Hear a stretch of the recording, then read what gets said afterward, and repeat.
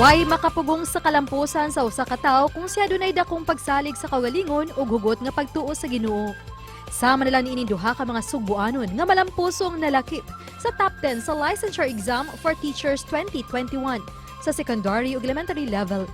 Sila si Vincent Bayawa, produkto sa Cebu Normal University, kinsa nag-top 1 sa secondary level. Samtang si Christine Celestian, tinun-an sa Cebu Technological University main campus, ang nakaangkon usab sa second place sa elementary level. Aminados lang duhangan na sukod ang ilang pasensya sa pagpinaabot sa adlaw sa pasulit. Apan bisan pa man niini, ilang gibubuang ilang panahon sa pagtuon. Karong buntaga, dungantang madasig silang istorya sa kalampusan. Dinhilang sa GMA Regional TV Live. Makauban na nato sa programa karong buntaga mga pusog ato gyud silang pasidunggan sa ilang nadawat kakalampusan sa licensure examination. Sila si Vincent Bayawa ug Ma'am Christine Celestian. Mayong buntag Sir Vincent, Ma'am Christine, welcome sa GMA Regional TV Live. Kumusta man mo karong buntaga? Maayong buntag, sir. Maayong buntag, sir. Thank you so much for... Okay ra jud kayo akong kabuntagan, sir. I'm so Sobra pa sa happy. okay. Salamat kayo for joining us atong mga bag-ong magtutudlo. Una sa tanan, congratulations ninyo og sa tanan nga milampos sa licensure examination for teachers 2021. Labi na gyud mo nga nang haros.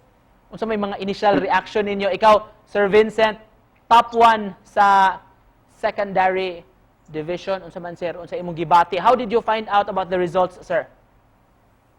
Syempre, sir, sobra ka happy sa result. Actually, ang nakastorya na ako sa result yung ako ang mga classmates during college. Naibong lang ko sa group chat na mo kay nagkagubot na sila. Wala ko kay bawo sa results kay wala ko data during that time. At that point of time, grabe kong kakulba ay nangurog ko og kalit. And then wala na ako napugan bisag na ako sa gawas kay padulong ko sa akong boarding house sa Cebu. Nagkilak ko sa kitchen tungod sa kalipay, sir. Ma'am Christine, ikaw, ma'am.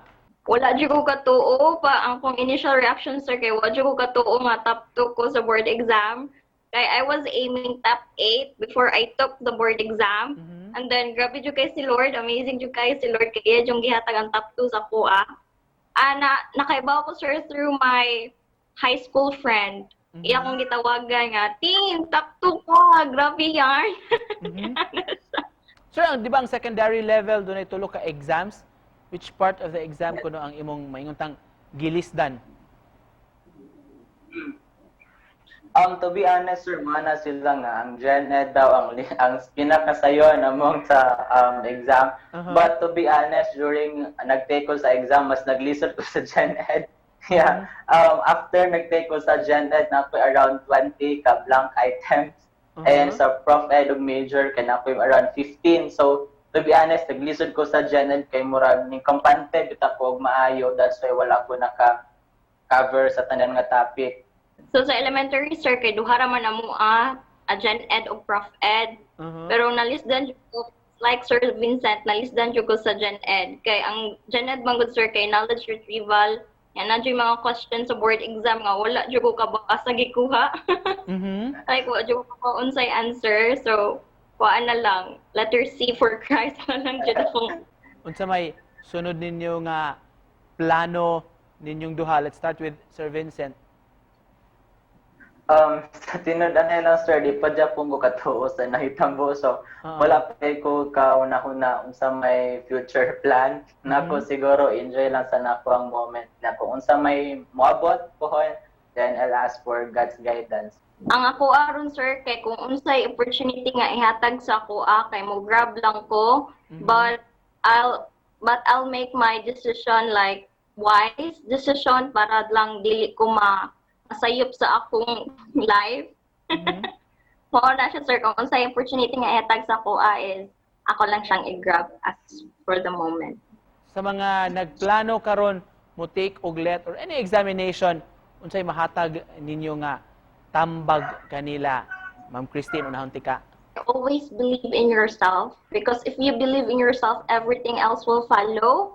if you believe in yourself, you believe that you can do it, and you believe that you deserve it.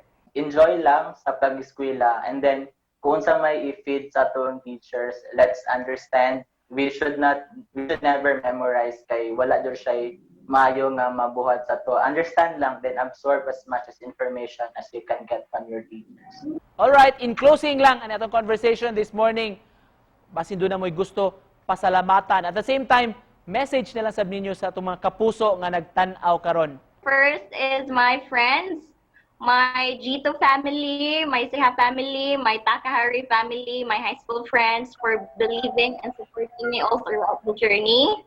And second, the CTU staff, my advisor, for pushing us beyond our limits. And of course, to CBRC, to Sir Carl Balita for not leaving us during the pandemic. And of course, my parents, Mapa, para din sa inyo akong gibuhat. And lastly, to our Lord for hearing my prayers. First of all, I would like to say a big thank you to our Lord. This is really an answered prayer for me. And I'd like to thank as well my parents, my relatives and friends, as well as my girlfriend and my classmates, and to the CBRC family as well as the FTRC for all the guidance and love that they've showered me. They are all my motivation to stop this board exam. And to all to those who are listening, padayon lang sa pagpangandoy. Kaya ra lagi na.